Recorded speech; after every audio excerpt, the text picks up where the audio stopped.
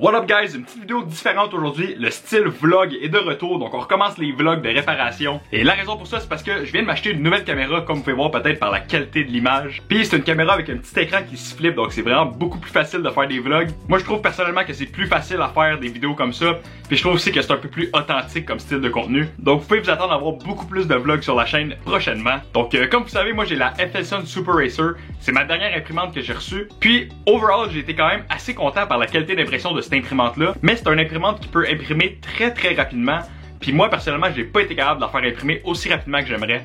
Donc aujourd'hui on va essayer de faire des petites modifications, des petites réparations que ça fait longtemps que je veux faire dessus pour réussir à l'amener à son plein potentiel. Puis à la fin de la vidéo, le but ce serait de faire une course d'impression entre ma M23V2 qui est juste ici. Donc je voudrais mettre la M23 à côté de la FSON, faire une course d'impression pour voir. J'aimerais ça qu'on fasse une course d'impression pour qu'on puisse visualiser comment plus rapidement que la FSON elle imprime. Donc sans plus tarder, let's go! Ok, so premièrement la chose qui me gosse ici. Attends, je vais fermer ça. Ça c'est le deuxième indicateur d'air. La chose qui me gosse ici c'est que la FSON est dans le coin là, mais c'est elle que je vais travailler dessus. Fait que je pense que je vais prendre la FSON, je vais l'amener là, je vais tasser les CR10 comme ça. Bon ok, comme on peut voir, le bureau il est vraiment très sale. Donc je pense que je vais aller chercher la shop vac puis on va tout nettoyer ça.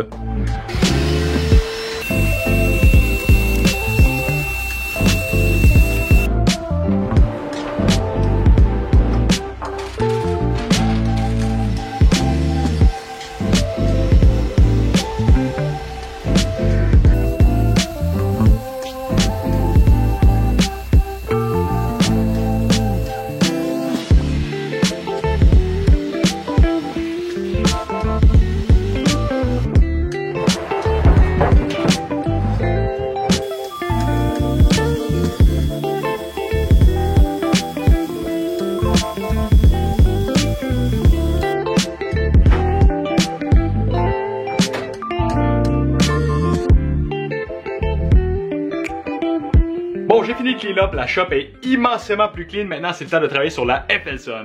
Donc comme on peut voir, un des plus gros upgrades que j'ai fait à date, c'est le Manufactube Capricorn qu'on a juste ici. Si vous avez une Super Racer, vous voulez l'améliorer, mais vous voulez pas mettre trop d'argent, sincèrement, juste ce petit upgrade là fait toute la différence. Un bon tube Capricorn va changer votre imprimante. Un autre upgrade que j'ai fait, c'est juste ici, au niveau de la tête d'impression, j'ai changé les petits fan ducts parce que les anciens fan ducts étaient vraiment pas bons. Ceux-là sont un petit peu meilleurs, mais ça fait pas encore mon affaire, il va falloir que je les change encore une fois. Mais l'upgrade d'aujourd'hui, c'est juste ici, donc vous voyez comment que la buse, elle ressort du bloc. Ça, c'est parce que le petit bloc est vraiment pas la bonne longueur, donc c'est supposé être un bloc Volcano, mais je sais pas pourquoi FSON ils l'ont fait beaucoup plus court. Donc aujourd'hui on va y mettre un vrai bloc Volcano, puis je vais aussi mettre une gorge 100% métal. Donc aujourd'hui ce qu'on va y mettre, ça va être dans cette petite boîte là ici, avec toutes mes pièces de rechange. Ça devrait être là-dedans. Donc ça c'est mon coffre avec toutes mes pièces de tête d'impression et d'extrudeur. Donc comme on peut voir ici, j'ai un petit bloc Volcano en bronze. Donc on va essayer ça, le petit bloc en bronze, voir qu'est-ce que ça va donner. Puis aussi je vais y mettre une gorge 100% métal, mais pas n'importe quelle gorge 100% métal, ça va être une gorge bimétallique. Donc pour ce qui est de l'enlever la tête d'impression sur une FSON Super Racer, c'est quand même très simple. Donc on a seulement deux petites vis à enlever.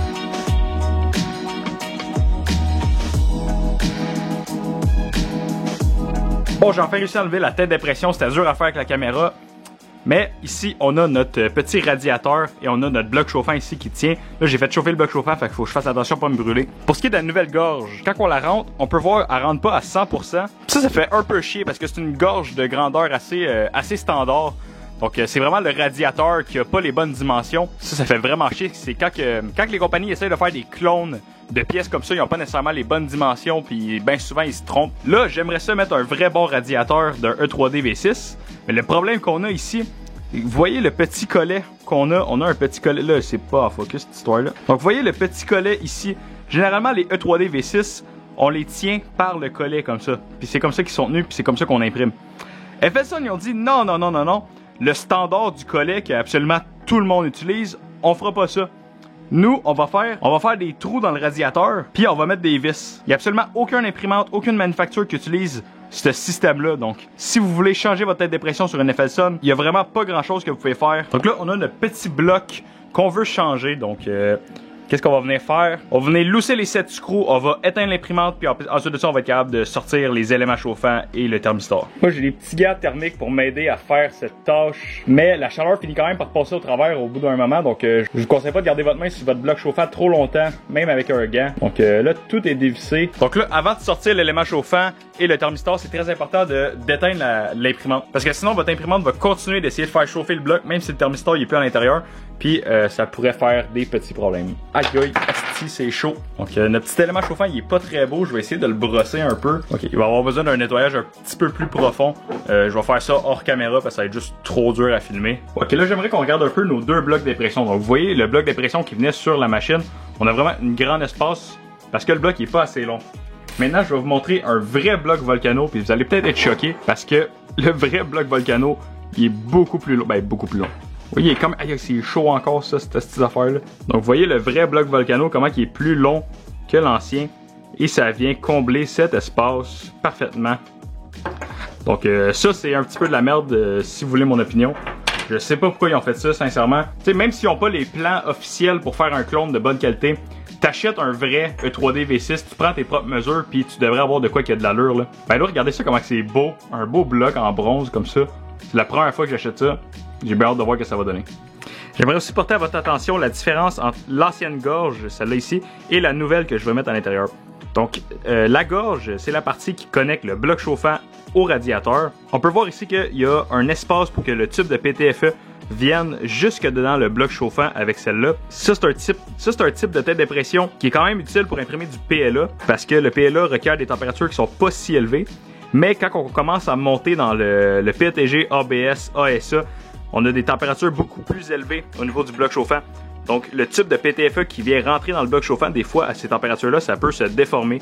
C'est un problème que j'ai vu très souvent sur le serveur Discord. Ça, c'est une gorge bimétallique, mais on voit qu'il y a seulement l'espace pour que le filament puisse sortir. Ça, c'est parce que notre tube de PTFE, il va rentrer dans la gorge, puis il va arrêter à peu près ici. Donc, le tube va rester dans le radiateur qui est la partie froide. Donc, le tube va pas venir chauffer à nos températures extrêmes. Donc, avec une gorge comme ça, on peut imprimer des filaments qui ont besoin des températures plus hautes, comme de l'ABS. Bon, petit update, le bloc, il est monté, mais là, il est pas encore serré à chaud, donc c'est ce que je m'en allais faire. On va faire chauffer la machine au maximum de sa température, et ensuite de ça, on va venir serrer la buse contre la gorge.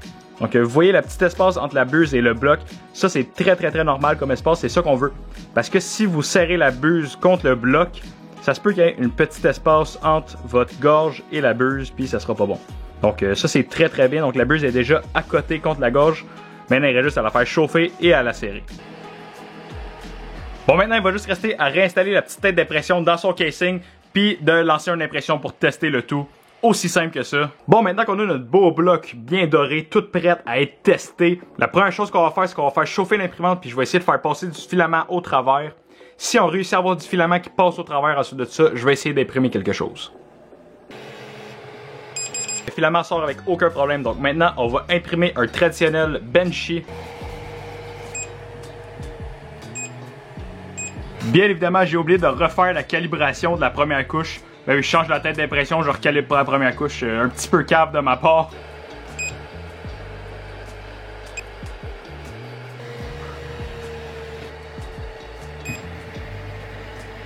Bon, je suis un peu cave, je viens d'ajouter le Z, mais j'ai pas enregistré les ajustements, fait que ça a fait exactement la même chose. Oh my god.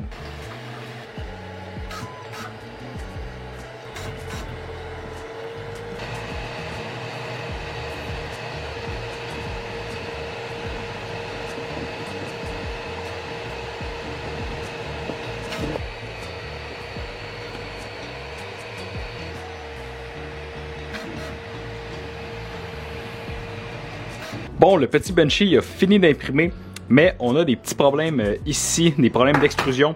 Et c'est un endroit où il y a vraiment beaucoup de rétraction, donc je pense que c'est peut-être un problème lié à la rétraction. Donc on va faire un petit tour de rétraction, puis ça va nous dire si c'est ça notre problème. Bon, là j'ai fait ma petite tour de température, puis 2,5 mm de rétraction, ça va être juste parfait. Donc l'ancienne rétraction était à 5 mm, mais là avec la nouvelle tête de pression, ça va être 2,5 mm. Donc ça l'expliquerait pourquoi on a eu des problèmes avec la rétraction à 5 mm. Donc je vais mettre la rétraction à 2,5 puis on va voir ce que ça donne.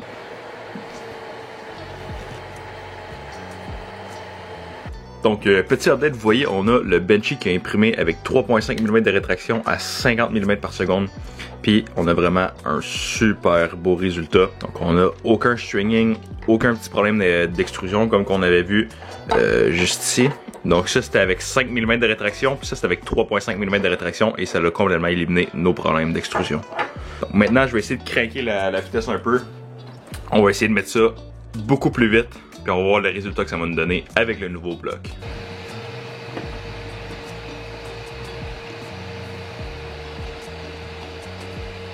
Bon, le petit Benchy à 150 mm par seconde, il a fini d'imprimer et je suis agréablement surpris. Ah là, le plateau est encore trop chaud là. Donc, comme on peut voir, on n'a pas le petit problème de rétraction qu'on avait plus tôt. La coque semble quand même très belle. Et on a une quantité assez minimale de stringing. Donc, si je vous montre un petit Benchy que j'avais imprimé à 150 mm avec l'ancienne tête de pression, c'est ce qu'on avait. Donc, d'imprimer à 150 mm avec l'ancienne tête de pression, pour moi, c'était pratiquement impossible. Regardez ça, la quantité de stringing, mais aussi la coque qui était toute déformée. Donc, ça, c'est ce qu'on avait avec l'ancienne tête de pression à 150 mm. Et ça, c'est ce qu'on a maintenant avec la nouvelle tête. Puis, j'ai encore beaucoup d'ajustements qui me restent à faire. Là. Ça, c'est juste un début. Donc, overall, je suis très content avec cette petite tête d'impression là toute dorée. En plus, c'est vraiment fucking beau. Regardez ça comment ça shine. Donc, je vais te donner un petit update sur la course entre la Ender3 V2 et la FS1 Super Racer. Puis comme vous voyez, c'est même pas comparable. La FS1 elle a quasiment fini, puis la Ender elle vient juste de commencer. D'ailleurs, la qualité du vase de la FS1 est quand même assez incroyable là, si ça peut focusser. Donc, comme je disais, la qualité du vase de la FS1 est assez incroyable. Tandis que la Ender, on a des petits picots à l'intérieur. Puis ça, c'est un problème qui vient du firmware. Je pensais que j'avais réglé ce problème-là, mais apparemment, je ne l'ai pas réglé. Donc, il va falloir que je check ça plus tard. Petit update, c'est même pas proche. Ça fait à peu près 1 heure que lui, il a fini. Puis lui, il est à peine rendu à moitié. Ouais, c'est long, c'est long. Bon, dernier petit update sur la petite course des vases. Donc, premièrement, c'était même pas proche. La FS1, là, je pense que j'aurais pu imprimer 2 vases comme ça par le temps que lui, il s'imprime. Deuxièmement, au niveau de la qualité, j'ai quand même essayé de pousser la Ender3 quand même au bout de ses limites. Puis on a vraiment vu qu'elle a pas aimé ça. C'est aussi surtout parce que la tête d'impression était rendue squeezée. Fait que le tube de PTFE, il a pas une très belle angle. Fait que j'ai l'impression que c'est pour ça que ça l'a chié à la fin. Mais si on regarde de plus proche, il y a tout plein de petits picots dans le vase. Puis ça, ces petits picots-là, ça arrive parce que pendant l'impression, la machine, parfois, elle arrête. Puis il y a du filament qui s'accumule. Puis elle continue. Fait que ça, c'est une erreur au niveau du firmware. Je pensais que j'avais réglé ça, mais ça a bien l'air qu'il va falloir qu'on retravaille là-dessus parce que on a clairement pas réglé le problème. Puis pour ce qui est du vase de la FS1, lui, il a super bien imprimé, donc la qualité est quand même vraiment nice. Il a imprimé vraiment super rapidement. Mais lui aussi, on dirait qu'il y a des petits picots à l'intérieur, donc il va falloir que je check ça. Sur lui aussi, là, ça sort pas super bien sur caméra. Mais lui aussi, on dirait que sur la lumière, là, on voit qu'il y a des petits picots à l'intérieur. Oh! Donc ça a l'air que sur ces imprimantes-là, quand on imprime des vases à haute vitesse, ça fait genre des petits picots de même. Donc il va falloir que j'investigue un peu plus sur ce problème-là. Donc merci beaucoup d'avoir écouté le petit vlog d'aujourd'hui. Si vous avez aimé la vidéo, laissez un like, abonnez-vous parce qu'on a plein d'autres vidéos qui s'en viennent dans le futur. Donc sur ce, bon matin, bonne soirée, bon après-midi, dans l'autre que vous voulez, Magané Talos. Ciao!